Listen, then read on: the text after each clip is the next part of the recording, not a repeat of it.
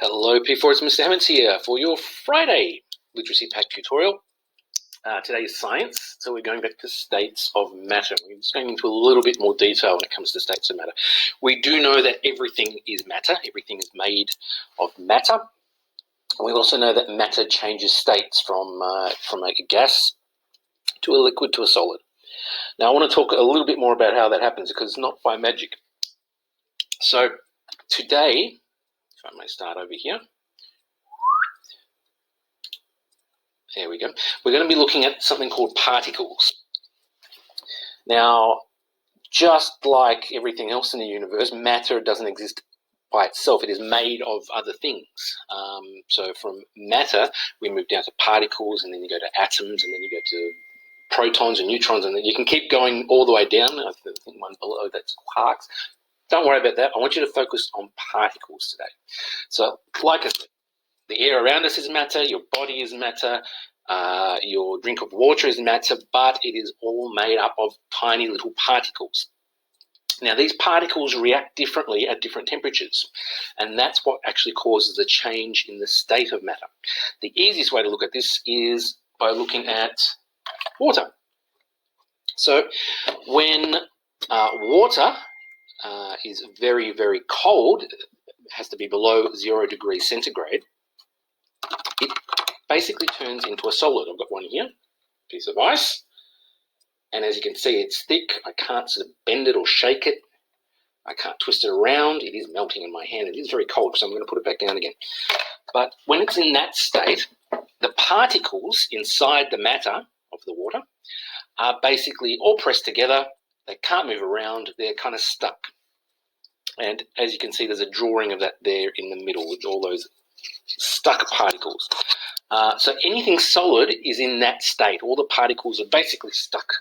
So, for example, in this clip that I've got in my hand, all the particles in that are stuck solid. They can't move, and that's why I can't sort of change its shape or move it around without picking up the whole thing and moving it from point A to point B.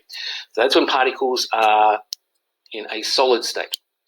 Now, moving along a bit, when water anywhere between 1 degree and 99 degrees is in that particular temperature, it looks like liquid. And we're kind of used to that. That's why where we see most of our water, generally speaking, in a liquid form. Now, the particles in this case, because they're slightly warmer, they've started to behave a bit differently.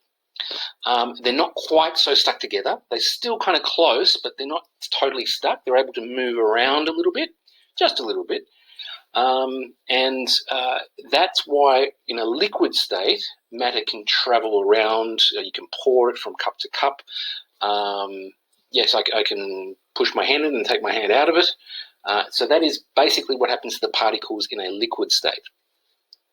Now, if we get it even hotter, in the case of water, if we get it above 100 degrees centigrade, it changes again. It changes into a gas.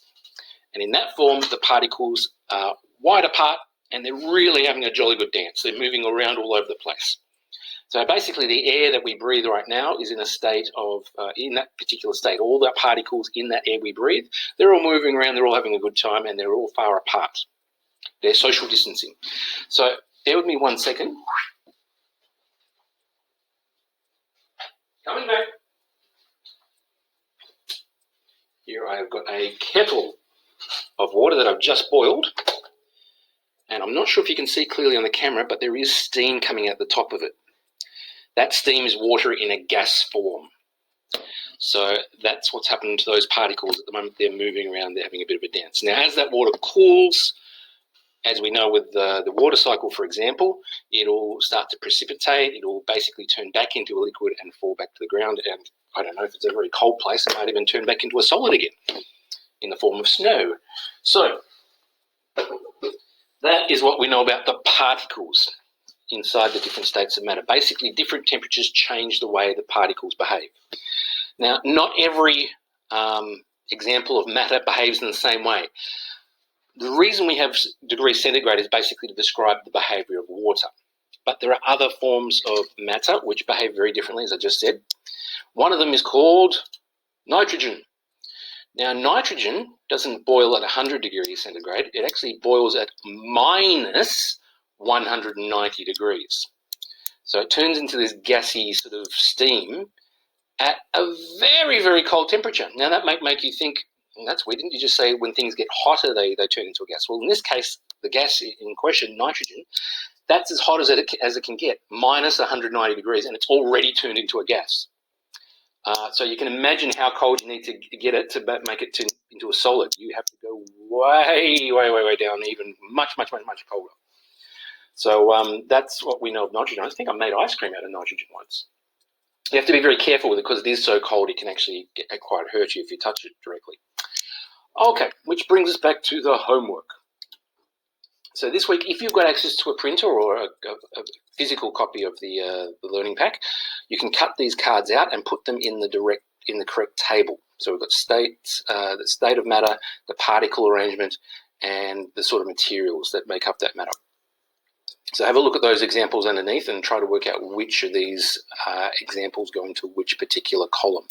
I think you work it out pretty quickly.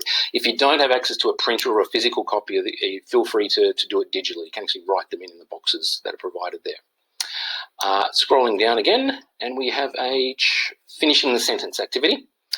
These words in the box at the top are the words you need to use. You can cross them out as you use each one, and they have to be inserted into the correct spot. Now, if you need a review of what I just said, feel free to replay it because I've given you all the clues you'll need in order to finish these boxes in the correct fashion. Basically, me describing the way water behaves has told you how to actually finish these boxes off. Have a look at what they're actually telling you. In terms of what's inside each of these 4 boxes here. So in order to change water from a vapor into a liquid to a solid, what do you need to do to the temperature and what level of temperature do you need? A clue again, 0 degrees, things freeze, 100 degrees, things boil. Actually, well, not things, water specifically. Water boils at 100 degrees. So see how you go. Again, if you've got any questions, please feel free to contact either Mr. Hammonds or Ms. Wu. And good luck with it, and hopefully I'll see you next week.